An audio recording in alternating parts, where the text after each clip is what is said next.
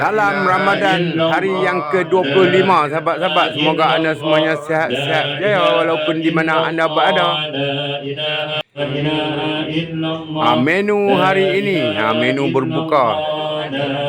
Nasi kuning pula. Lauk gulai ayam sahabat-sahabat. Sedikit view untuk hampa suasana berbuka di Masjid Al-Ittihad, Sungai Baru Hilir. Tapi apabila hampa melihat video ini, jangan lupa aktifkan butang di sebelah kanan anda. Okey? Apa-apa pun jangan lupa Mak Ali, Alok Star. Okey, jumpa lagi next video. Bye bye. Assalamualaikum.